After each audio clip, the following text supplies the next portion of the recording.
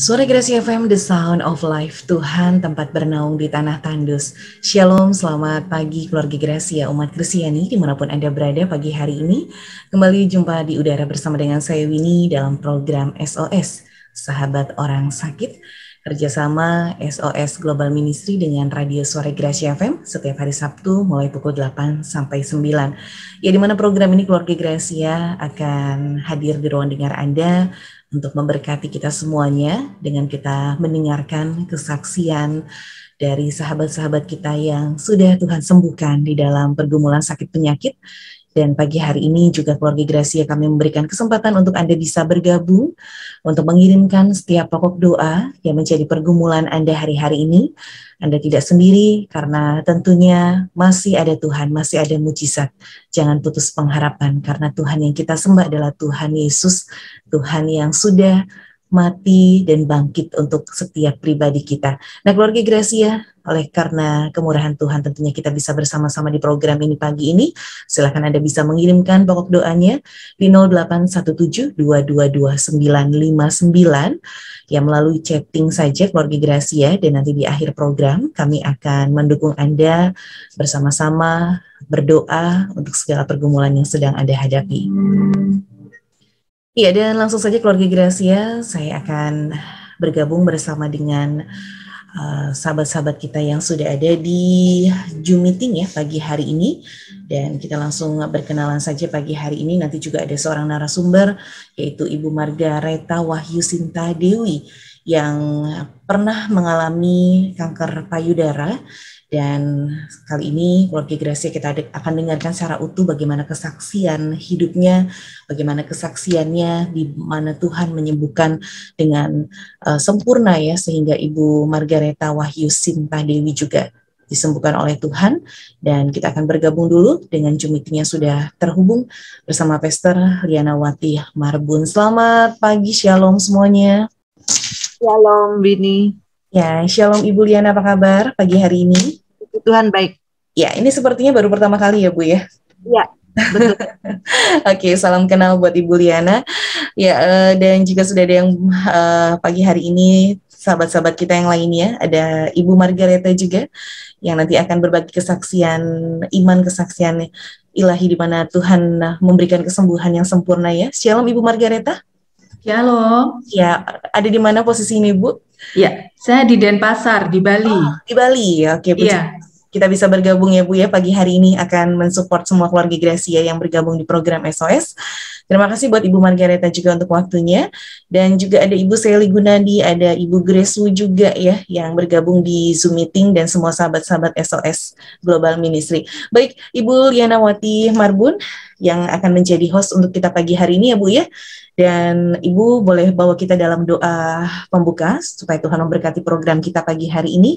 Dan selanjutnya saya serahkan waktu dan juga acara. Silakan Bu. Baik, mari para pendengar radio Suara Gracia yang ada di manapun juga, salam kenal. Mari kita akan berdoa. Terima kasih Tuhan untuk waktu di mana kami hari ini diberikan kesempatan untuk melayani, untuk berbagi hidup dan mendengarkan firman Tuhan. Bapa, kami percaya bahwa Engkau hadir di antara kami.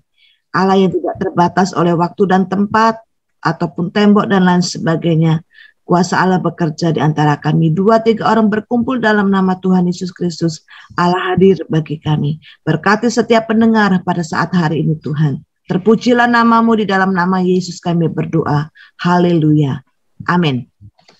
Sekali lagi saya menyapa para pendengar Radio Suara Gracia yang ada di kota Cirebon dan juga para pendengar yang ada di daerah Indonesia, mungkin juga yang ada di luar negeri.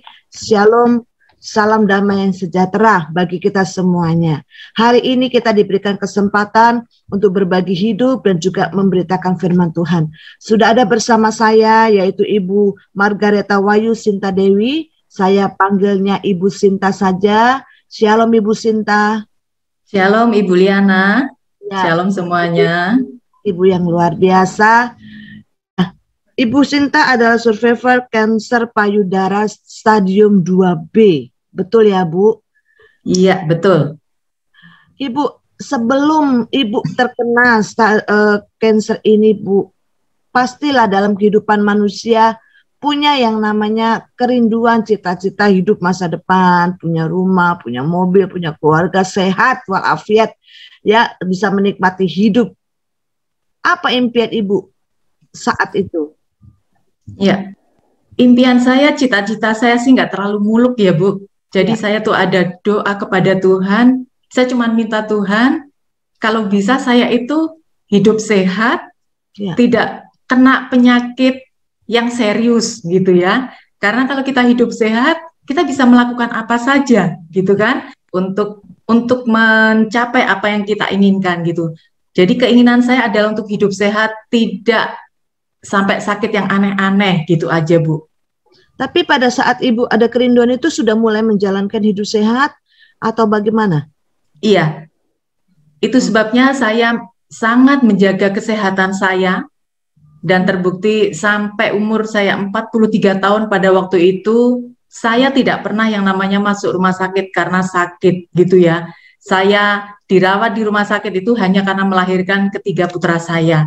Selebihnya saya tidak pernah, dan karena memang saya takut berurusan dengan rumah sakit gitu, Bu. Oke. Nah, bagaimana Ibu setelah tahu ada kanker?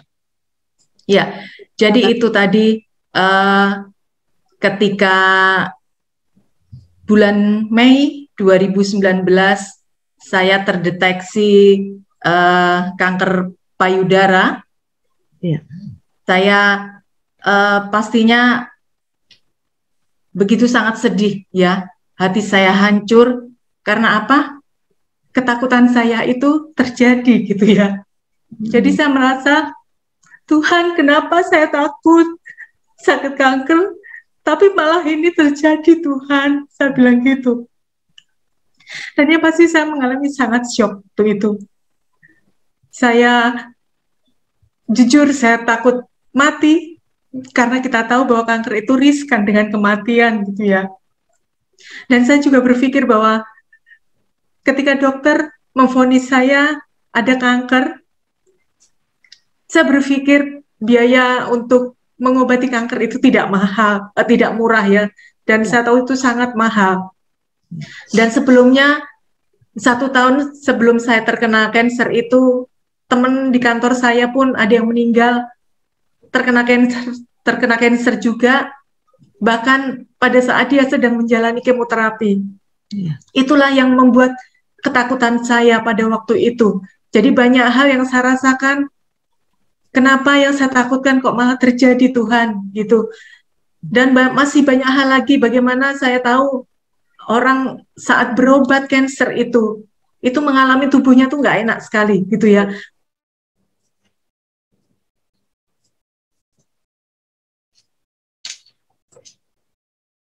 Lemas berhari-hari seperti itu termasuk yang saya khawatirkan. Dan untuk wanita, terutama saya waktu itu, ketakutan saya adalah ketika dokter katakan ini adalah kanker ganas, jadi saya harus mengalami masektomi, saya harus jalankan masektomi, yaitu diangkat payudaranya.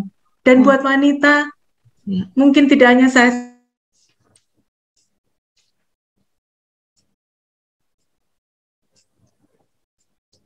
akhirnya harus diambil, dan saya nggak punya lagi meskipun cuma sebelah. Itu salah satu yang menjadi ketakutan saya, Bu.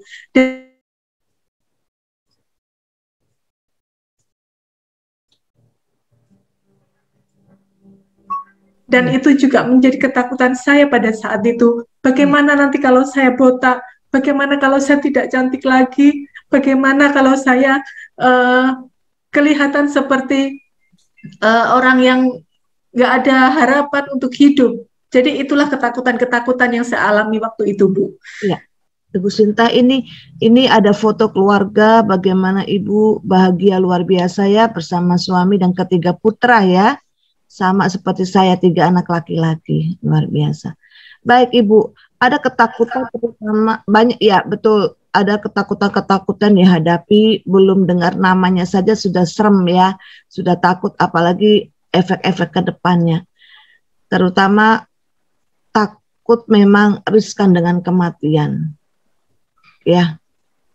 itu yang membuat alasan ibu mungkin karena masih anak-anak ya, masih perlu bantuan ibu, perlu pendampingan ibu, itu ya yang membuat kita rasanya takut dengan kematian ya, bukan takut karena meninggalnya, pasti bertemu Tuhan, tapi bagaimana anak-anak itu ya Bu, mungkin alasannya. Iya betul.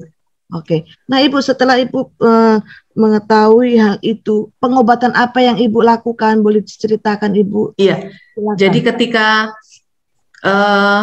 saya mendengar vonis dokter itu Bu, saya selama 3 hari itu nggak mau keluar kamar. Saya hanya merenung di kamar. Saya cuma bisa nangis kepada Tuhan gitu ya. Yang saya katakan, Tuhan kenapa ini harus terjadi gitu ya. Sampai ketika saya sudah tidak ada tenaga lagi untuk menangis, akhirnya saya cuma bisa memuji Tuhan. Oke. Saya memuji lewat mulut saya putar puji-pujian supaya saya tidak sedih lagi gitu ya. Dan akhirnya ketika saya mendengarkan pujian itu, saya bisa mengubah dialog saya kepada Tuhan. Saya tidak lagi katakan kepada Tuhan, kenapa ini terjadi, tetapi saya bisa berkata, Tuhan, apa yang harus saya lakukan? Seperti itu. Dan akhirnya Tuhan memberikan satu ayat kepada saya di dalam 1 Korintus 10 ayat 13. Pencobaan-pencobaan yang kamu alami ialah pencobaan-pencobaan biasa. Itu firman Tuhan yang saya dapat. Jadi ketika saya dapat firman Tuhan ini, saya tahu, meskipun saya kena kanker waktu itu, tapi saya tahu ada Tuhan yang menopang saya, ada Tuhan yang menolong saya, sehingga saya bisa katakan ini cuma pencobaan biasa, karena tidak akan melebihi kekuatan saya. Dan itu yang Tuhan tunjukkan, sehingga saya bisa berpikir dengan jernih gitu Bu. Tadinya tuh kalut saya nggak ngerti apa yang harus saya lakukan. Akhirnya saya bisa dengan firman Tuhan yang menguatkan saya ini, saya bisa berpikir dengan jernih, dan saya akhirnya bisa mencari info pengobatan di Denpasar. Dan waktu itu pengobatan di Denpasar cukup mahal ternyata untuk operasi dan lain sebagainya. Akhirnya saya menemukan saya bisa berobat ke Malaka, dan itu harganya separuh dari Denpasar. Akhirnya saya memutuskan untuk berobat ke Malaka. Iya. Dan inilah Bu, di bulan Juni akhirnya saya operasi di Malaka. Dan di sana saya tidak saya berkurang ketakutan saya itu, karena apa, saya tahu Tuhan memberikan penghiburan kepada saya. Dan selesai operasi besoknya saya ternyata ulang tahun Bu. Jadi pas ulang tahun saya, yang tadinya saya takut Bu ketika payudara saya harus dipotong, diangkat gitu ya, ternyata saya bisa tetap mengucap syukur kepada Tuhan. Ibu bisa lihat senyum saya tetap meringah, dan karena itu apa? Karena Tuhan yang memberikan kekuatan kepada saya. Dan di hari ulang tahun itu saya mendapatkan doa dari seorang hamba Tuhan yang melayani dari SOS waktu itu, dan saya diberikan satu ayat peneguhan Bu, bahwa penyakit yang saya alami itu tidak akan membawa kematian, tetapi akan membawa kemuliaan Allah. Dengan penyakit saya itu Tuhan akan ditinggikan. Itu yang saya pegang Bu. Jadi saya percaya pada Tuhan. Tuhan, saya tidak lagi bersedih, saya tidak lagi sepertinya mengalami ini adalah penderitaan yang luar biasa, tetapi saya percaya saya punya Allah yang luar biasa, yang akan menolong saya, memampukan saya melewati ini semua, sehingga saya tetap bisa mengucap syukur, dan saya berkata bahwa Tuhan itu baik. Amin.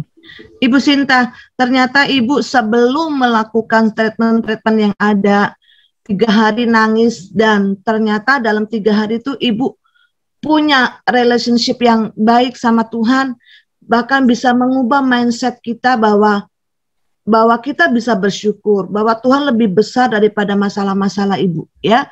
Dan itu yang membuat akhirnya berani mengambil keputusan untuk berobat ke Malaka.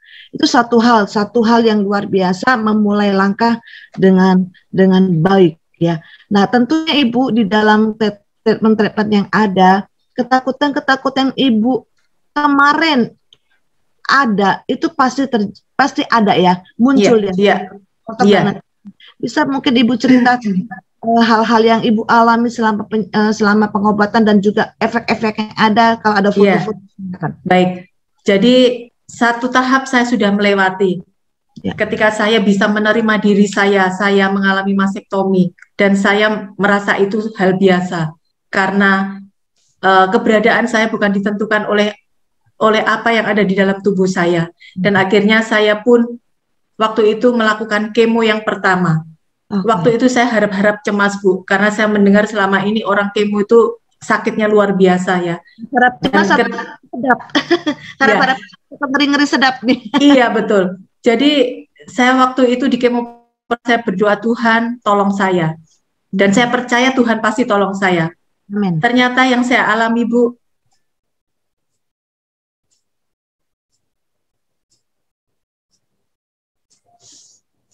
jadi saya mual, saya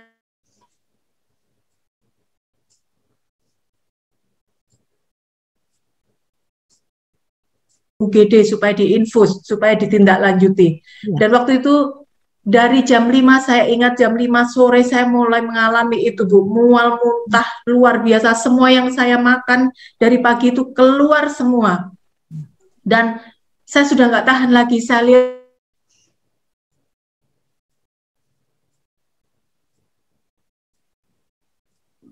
tapi suami saya sedang ketiduran, Bu, karena mungkin capek menungguin saya kemo dari pagi ya. Akhirnya saya nggak jadi bangunkan dia, saya cuman bisa teriak. Saya katakan, Tuhan Yesus, tolong saya bilang seperti itu waktu itu. Dan kemudian ketika saya berkata seperti itu, tiba-tiba seperti ada satu kekuatan yang datang dalam hidup saya, Bu. Saya tuh bisa duduk. Dan nggak cuman itu aja. Ketika saya teriak, saya bilang minta tolong, Tuhan Yesus tolong saya. Rasa mual saya itu bisa berhenti dengan tiba-tiba. Jadi saya mengalami, itulah pertolongan Tuhan yang saya alami ketika saya mengalami efek dari kemo itu. Seketika itu juga mual saya hilang, saya nggak muntah lagi, yang saya rasakan tinggal rasa lapar. Saya merasa lapar dan akhirnya saya mulai mencari makan karena saya merasa lapar dari sore tadi saya muntah-muntah terus. Dan ketika saya berjalan ke dapur di penginapan saya tidak dituntun, Bu, nggak seperti orang sakit, tetapi saya bisa berjalan sendiri, saya bisa bikin susu, saya bisa bikin teh, dan besok paginya saya bisa beraktivitas seperti semula. Jadi saya seperti orang tidak seperti teman-teman saya yang katanya berhari-hari harus berada di tempat tidur, mereka lemas gitu ya. Tetapi besok paginya saya bisa ikut doa pagi seperti biasa, saya bisa nyapu, saya bisa bantu masak gitu ya. Jadi itulah pertolongan Tuhan yang saya alami. Sampai saya di kemo yang ke-6 itu, di kemo yang kedua dan kemo ke-6 saya tidak mengalami apa-apa. Jadi Tuhan benar-benar menyertai saya. Jadi saya diizinkan untuk mengalami efek dari kemo itu hanya di kemo pertama saja. Supaya apa? Supaya saya tetap mengandalkan Tuhan. Itu, Bu. Iya. Jarak antara kemo 1, kemo 2, kemo 3 berapa lama, Ibu? Setiap 3 minggu sekali, Bu, kemonya. Ya, setiap 3 minggu sekali ya. Iya. Efeknya, Bu, bagaimana dengan efek yang ada selain mual, muntah, rambut? Iya, rambut yang pasti saya di kemo yang menjelang kemo yang kedua itu saya mulai rontok ya, jadi rambut ini nggak usah dipegang aja dia sudah jatuh sendiri. Dan akhirnya yang tadinya saya takut juga untuk botak, Bu, akhirnya saya minta suami saya antar ke salon untuk digundul ya. Akhirnya saya pun tetap bisa tersenyum waktu itu. Saya katakan selamat tinggal rambut saya yang panjang waktu itu ya, saya harus potong supaya apa? Supaya saya tidak sedih ketika saya mendapati rambut saya gundul. Dan inilah hasilnya, Bu, dari efek kemo itu. Tetapi saya mau katakan kepada teman-teman yang saat ini mungkin sedang berjuang juga, bahwa orang kanker itu tidak harus kelihatan jelek gitu ya. Kita tetap bisa dandan seperti biasa. Bahkan ketika kita punya semangat, kita bisa lakukan sama seperti orang-orang yang sehat lainnya. Kita tidak akan kelihatan seperti orang kena kanker ya. Botaknya bisa ditutup pakai wig, bisa pakai pasmina ataupun yang lain. Dan cantik. Iya, Bu. Banyak orang kalau saya pakai wig itu Bu, saya pakai topi, mereka nggak tahu kalau saya sedang kemo waktu itu. Karena saya memang berusaha untuk tampil segar gitu ya Bu, supaya orang itu bisa melihat, oh ini orang kena kanker tapi kok tetap sehat ya, gitu ya. Saya pun bisa memberikan kekuatan kepada yang lain juga. Mirip artis ya Bu, seperti Julia Perez ini. Puji Tuhan. Bagaimana saat itu Ibu, topangan daripada keluarga, dukungan daripada keluarga? Ya, keluarga tentunya sangat menyupport saya, terutama suami saya dan juga anak-anak. Kami tetap mereka tetap mendoakan saya. Kapanpun mereka tetap memberikan semangat. Mereka katakan, Mama pasti sembuh, Mama pasti sehat. Dan itu juga yang memberikan kekuatan kepada saya. Saya sudah diberikan kekuatan dari keluarga saya, akhirnya saya pun bisa menguatkan diri saya sendiri, Bu. Saya bisa katakan, Sinta, kamu sehat. Sinta, kamu kuat. Kamu bisa. Kamu tidak akan lemah. Kamu bisa melakukan seperti dulu sebelum kamu kena kanker. Itu yang saya lakukan. Wow, luar biasa. Ya, tadi Ibu juga singgung juga mengenai masalah biaya ya Bu. Ya memang cancer sakit yang mahal ya. Bagaimana pertolongan Tuhan Ibu dengan biaya-biaya yang ada? Iya, yang pasti karena saya mengikuti asuransi, jadi biaya itu tercover meskipun tidak semua ya. Dan puji Tuhan, ada saja Bu berkat yang Tuhan berikan kepada saya melalui orang-orang di sekeliling saya. Bahkan ketika saya mengalami cancer itu Bu, tentunya saya perlu banyak biaya ya. Tetapi di saat saya merasa saya perlu banyak biaya, saya pun teringat kepada saudara-saudara saya pada waktu itu juga, mereka yang sedang berobat di Malaka, ketika mereka bilang, uangku tinggal sedikit, aku nggak bisa makan, ketemu orang seperti itu Bu, saya berusaha untuk menabur, dan mungkin itulah yang menjadi kekuatan saya juga ya. Jadi saya tidak memikirkan diri saya sendiri, tapi ketika saya memberikan pertolongan kepada orang lain, itu kesehatan saya juga menjadi berangsur-angsur pulih Bu, ketika saya tidak memikirkan diri saya sendiri. Mulai timbul rasa simpati lebih besar. Iya. Ya, Ibu tadi antara kemo 1 dan kemo 2, 3 itu ada selisih kan 3 mingguan ya. Iya, 3 minggu sekali. Di kota, di negara orang. Saya pernah juga ke Malaka, tapi waktu itu tidak ketemu Ibu ya. Dengan pasien yang lain.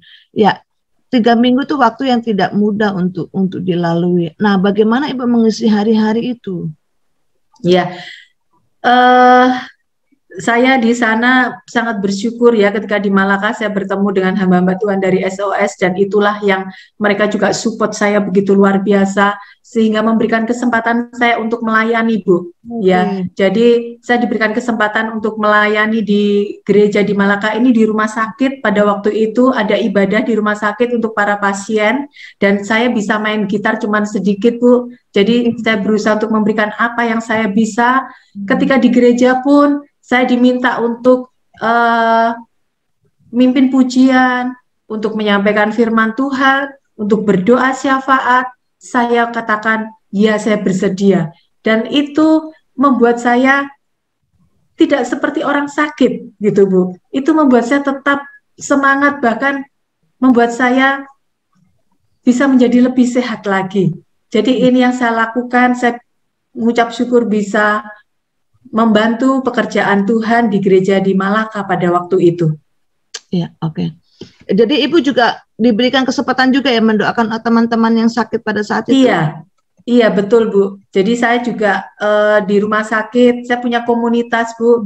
Beberapa orang mereka yang memang komit, kita mau datang ke ruang-ruang kemo, ke ruang radiasi, untuk memberikan kekuatan kepada teman-teman kita yang mereka juga sedang mengalami cancer dan sedang melakukan perawatan. Nah, ini dia teman saya Bu. Jadi kami semua, kami panggil Ipin Upin sedang berjalan gitu ya Bu ya. Kami menuju ke ruang kemo, kami cari orang-orang yang wajahnya itu sudah nggak ada harapan, pokoknya yang sedih. kami berusaha katakan, ayo semangat.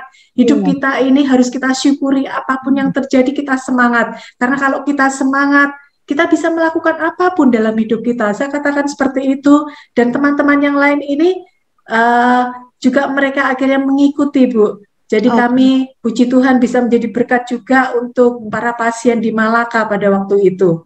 Wah, luar biasa. Baik. Ya, itu cantik luar biasa nih, Bu. Luar biasa. Ya, para pendengar dimanapun Anda berada, ini adalah visi dan misi daripada Sahabat Orang Sakit, SOS, yaitu bagaimana kita menguatkan orang sakit. Orang sakit mengalami kelemahan dalam tubuh, jiwa, ya bahkan bisa sampai ke roh. Betul ya, karena mungkin tidak terima dengan apa yang Tuhan izinkan terjadi. Nah, oleh karena itu kita menguatkan orang sakit. Orang sakit dikuatkan untuk bisa apa? Yang kedua, memuridkan. Yaitu bagaimana tadi Ibu Sinta dimuridkan oleh SOS untuk apa? Menjadi kuat. Nah, setelah Ibu Sinta kuat, maka dia akan menguatkan orang lain. Ya, orang yang sakit bisa menguatkan orang sakit lainnya. Mungkin kita katakan, kamu harus kuat. Karena kita nggak ngalami, dia nggak akan terima. Tapi kalau kita sama-sama sakit, dia akan melihat, wow, dia pun sakit, maka saya pun akan bisa menjadi kuat seperti dia. Ya, nah setelah memuridkan orang sakit lainnya, maka Ibu Sinta akan diutus, mengutus orang-orang sakit untuk apa? Menjadi saksi, menjadi berkat dimanapun berada. Hari ini Ibu Sinta sudah bersaksi ya, banyak bahkan di negara-negara. Itu luar biasa, di kota-kota dapat membagikan hidup. Luar biasa, itulah visi dan misi SOS. Ya, bukan orang saya bekerja, tapi orang sakit itu pun yang akhirnya menjadi berkat. Oh, saya ternyata masih bisa melayani Tuhan, masih bisa menjadi berkat bagi orang lain. Ya, nah terima kasih Ibu Sinta. Nah di sini Ibu Sinta ada banyak pendengar yang mendengarkan hari kesaksian Ibu. Mungkin Ibu bisa berikan sesuatu kata-kata penguatan bagi mereka yang sedang berjuang. Silakan Bu Sinta. Iya, untuk teman-teman seperjuangan ya yang saat ini sedang mengalami sakit apapun, bukan hanya kanker, ya, yang kita perlukan itu semangat, ya. Karena kalau kita semangat, kita bisa kita nggak mikir lagi yang sedih-sedih, kita tidak akan mikir penyakit kita, tetapi kita tahu bahwa hidup kita masih harus terus berjalan, kita bisa lakukan yang terbaik dalam hidup kita. Dan saya mau katakan, ketika kita minta mujizat kepada Tuhan, mujizat itu tidak hanya ketika sakit kita diangkat, kemudian kita sembuh otomatis gitu ya, tanpa kita melalui pengobatan. Tetapi mujizat buat saya, seperti yang saya sudah alami, mungkin kita tetap diizinkan mengalami sakit itu, tetapi di dalam kita sedang berobat, kita mengalami penyertaan Tuhan, itulah mujizat. Kita dimampukan, kita dikuatkan untuk melewati pengobatan itu. Kita tetap mengucap syukur kepada Tuhan, itulah mujizat buat saya ya. Buat saya jadi hal yang terbaik itu adalah yang Tuhan lakukan. Tidak harus sesuai dengan apa yang kita harapkan. Jadi satu ayat yang saya pegang itu di dalam Roma 12 ayat 12. Bersukacitalah dalam pengharapan, sabarlah dalam kesesakan, dan bertekunlah di dalam doa. Jadi di dalam pengharapan kita kalau kita sakit, tentunya kita pengen apa? Pengen sembuh. Di dalam pengharapan kita sembuh, kita harus tetap bersukacita. Nggak boleh kita sedih, kita meratapi hidup ini, tetapi kita harus bersukacita. Supaya apa? Kita punya keyakinan, aku mau sembuh. Dan itu bisa tercipta dalam hidup kita. Kemudian apa? Sabarlah dalam kesesakan. Saya tahu ketika kita berobat, kita pasti nggak enak ya di dalam badan kita kena obat, kena terapi apapun, rasanya nggak nyaman. Kita mengeluarkan uang rasanya juga sesek gitu ya. Tetapi di dalam semuanya itu kita harus tetap bersabar. Bersabar dalam kesesakan kita. Rasanya mungkin nggak enak, tetapi harus kita tetap bisa mengucap syukur. Itulah yang namanya sabar. Dan yang terakhir, kita harus tetap bertekun di dalam doa. Terus kita minta kepada Tuhan bahwa Tuhan pasti sembuhkan, bahwa Tuhan pasti pulihkan, sehingga kita akan bisa menerima hidup kita dengan tetap mengucap syukur kepada Tuhan. Itu Juliana. Luar biasa, Ibu Sinta berapi-api ya. Semangat, bisa terlihat semangatnya itu yang penting ya. Semangat, bersukacita, hati gembira adalah obat yang manjur ya Bu. Jadi harus semangat itu harus kita miliki. Betul ya Bu? Ya, betul. Miliki Amin. sendiri untuk berjuang. Baik, Ibu ada lagu yang membuat Ibu, ada sebuah lagu yang membuat Ibu favorit sehingga menjadi Ibu kuat. Iya, ketika saya mulai divonis dokter itu Bu, setiap lagu itu menjadi favorit saya Bu. Ya, karena apa? Setiap kata-kata itu bisa menyentuh saya. Jadi itulah yang benar ya, ketika kita dalam masalah, kita harus semakin dekat kepada Tuhan, jangan malah menjauh dari Tuhan. Ketika kita mendekat kepada Tuhan, mau lagu apapun itu akan memberkati kita. Jadi terutama saya tetap katakan bahwa Tuhan Yesus itu baik. Jadi Amen. saya bisa katakan di dalam pujian itu, apapun yang terjadi, Tuhan itu tetap baik dalam hidup saya. Apapun yang terjadi, itu loh Bu lagunya. Monggo silakan Ibu. Silakan. Ya, banyak juga sih ya lagu-lagu, tapi saya mau katakan, saya suka lagu praise ya, jadi supaya itu membawa semangat juga buat saya. Sebab Tuhan baik, sebab Tuhan baik, sebab Tuhan baik, anugerahnya kekal selamanya. Sebab Tuhan baik, anugerahnya kekal selamanya. Itu Bu yang jadi favorit saya. Mengucapkan Tuhan Yesus baik di tengah uang banyak, gampang. Gampang, tapi mengatakan Tuhan baik di tengah penderitaan itu sangat susah. Iya. Bukan iman yang luar biasa ya Bu ya. Iya, betul. Tak mampu karena ada Roh Kudus yang memampukan. Yes, amin.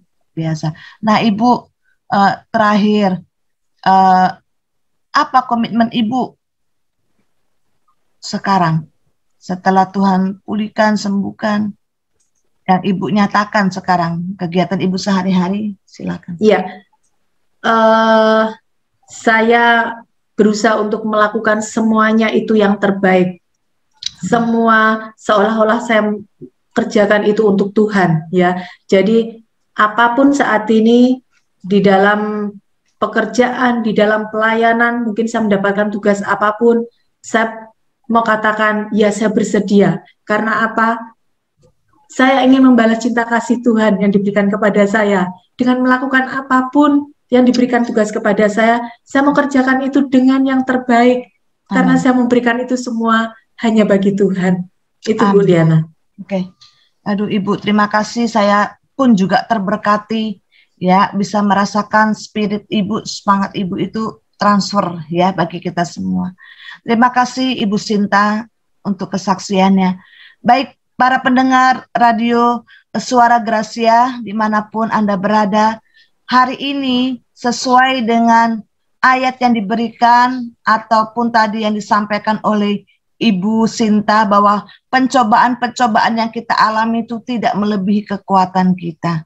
Bahwa pencobaan biasa, dan itu Ibu, saya minta sama Tuhan apa yang harus saya sampaikan, tapi betul cocok hari ini bahwa pencobaan hidupku itu tidak melebihi kekuatanku. Amin.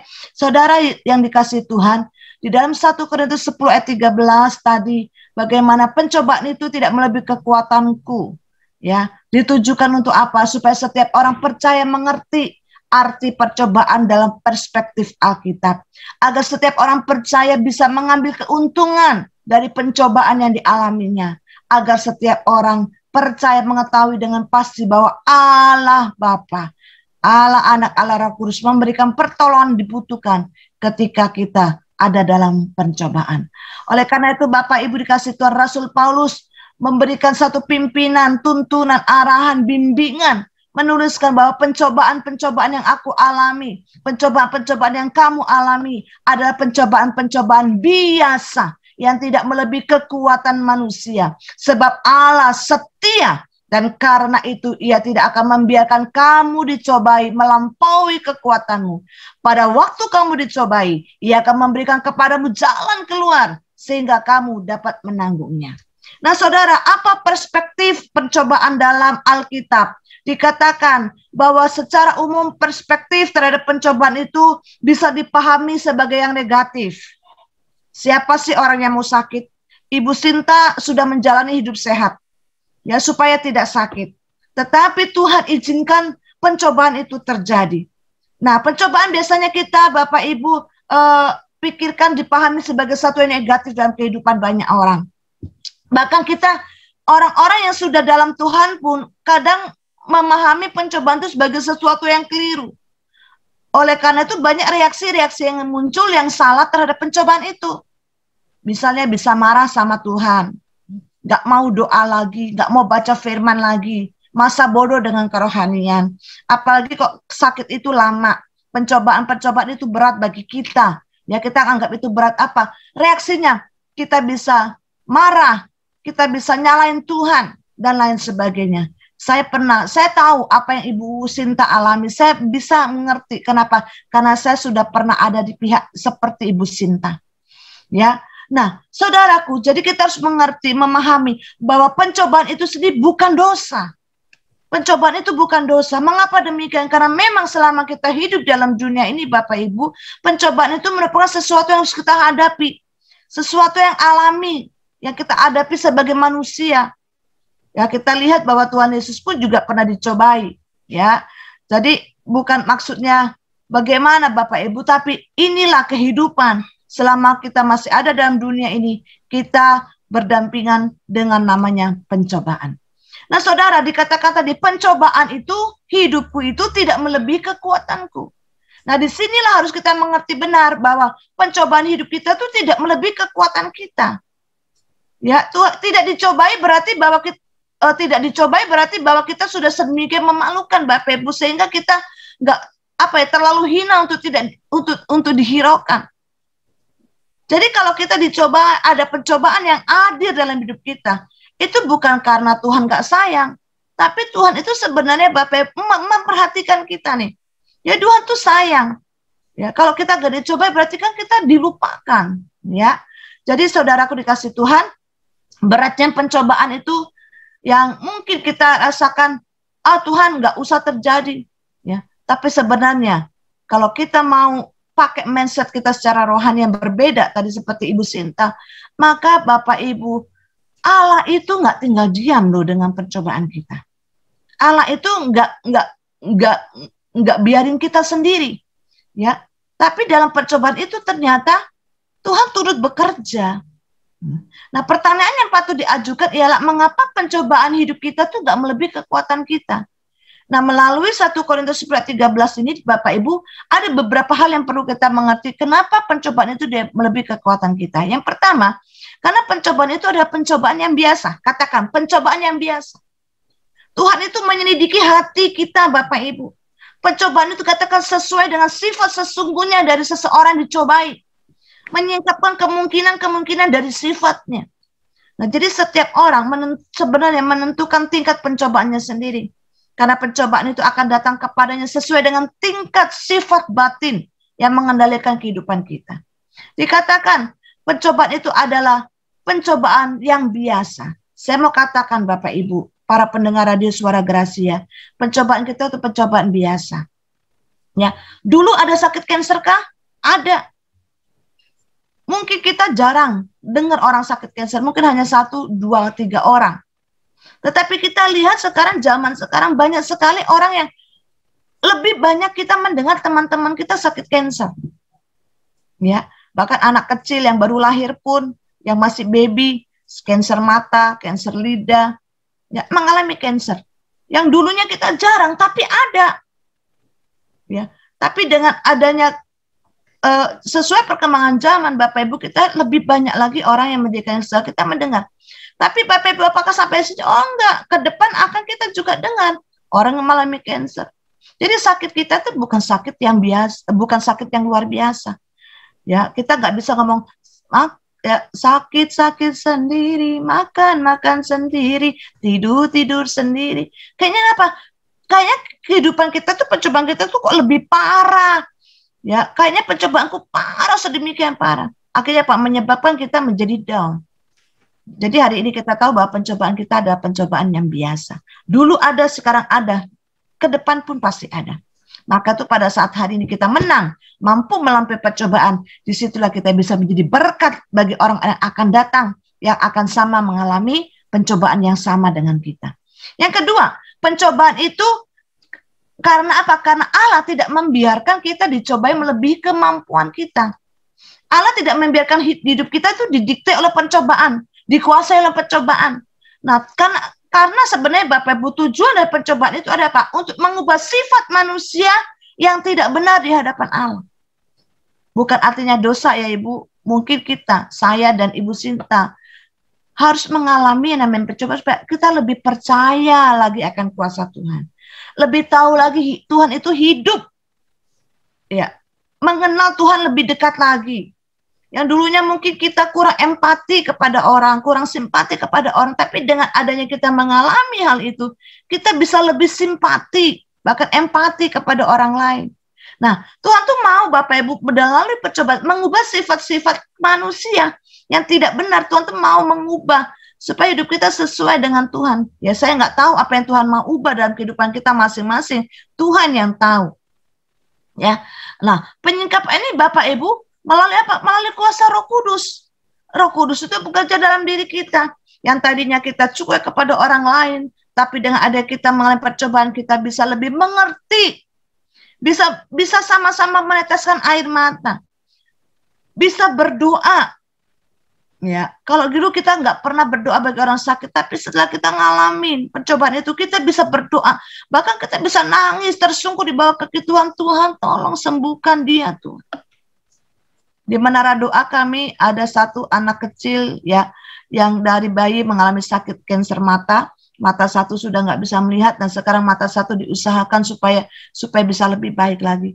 Bapak Ibu, saya mendengar kesaksian itu, saya pada saat saya jalan mau naik angkot pulang dari sekretariat gereja, saya mengingat dia, saya bisa nangis dalam jalan itu. Saya bisa lihat Tuhan, tolong Tuhan, baby itu Tuhan, kasihan-Mu boleh terjadi untuk dia. Nah, saya lakukan kenapa? Karena saya pernah ngalami. Dan saya boleh kuat di dalam Tuhan sampai hari ini. Jadi saya bisa berdoa bagi dia. Walaupun saya tidak kenal secara tatap muka. Tapi saya punya roh untuk mendoakan dia. Nah Bapak Ibu, itulah sifat-sifat yang Tuhan mau ubah melalui kuasa Roh Kudus. Tetapi pada saat kita kalah, pada saat kita menyerah dalam pencobaan Bapak Ibu, maka saya katakan kita nggak bisa mengerti. Kita tidak bisa menjadi berkat, kita nggak bisa jadi saksi. Kalau Ibu Sinta tadi menyerah dalam pencobaan ini, Bapak Ibu, saya rasakan Ibu Sinta tidak akan menjadi berkat. Ya, udah sampai di situ aja. Terus di kamar kurung diri, terus ngeratapi yang namanya penderitaan, pencobaan. Ya, akhirnya apa? Pada saat kita meratapi, bukan semakin kuat, bahkan semakin menggerogoti. Nah, kalau hari ini Ibu Sinta bisa kuat, bisa berbagi kehidupan, ya punya kelompok-kelompok survivor, ya bahkan boleh membagikan kasih. Itu gimana nih kalau orang yang sakit kanker bisa kuat, ya dia bisa dengan sekuat tenaga, ya yang jauh pun didatengin, semangat itu bisa dibagikan. Nah, kenapa? Karena mengalami kemenangan. Tapi kalau Ibu kalah, maka kita nggak bisa jadi berkat bagi orang lain. Kita terpuruk. Bahkan mungkin kita bisa yang namanya menuju kepada kematian. Ya, jadi Bapak Ibu, pencobaan kita bukan sesuatu yang dapat kita hindari.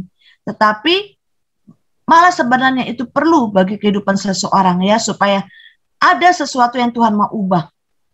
Ya, dan katakan tidak melebihi daripada kemampuan kita. Jadi waspadalah terhadap pemikiran bahwa Anda itu dicobai melebihi siapapun. Oh, ternyata pencobaan saya itu lebih berat. Ya, orang lain gampang, itu masa sebentar sakitnya gampang disembuhkan, kok saya berat. Nah, itu Bapak Ibu jangan punya pemikiran bahwa Anda itu coba itu melebihi siapapun. Ya, yang Anda alami itu bukan sesuatu yang tidak pernah dialami orang lain. Semua orang akan mengalami. Nah, Allah tidak dapat menyelamatkan kita dari pencobaan, tapi Dia menopang kita di tengah-tengah badai pencobaan untuk memberikan hari ke hari. Saya rasakan juga pasti Bu Sinta merasakan bagaimana pertolongan Tuhan ya. di mana roh Allah itu menghiburkan, kekuatan. Gimana loh orang bisa dalam percobaan sakit bisa ngucap syukur.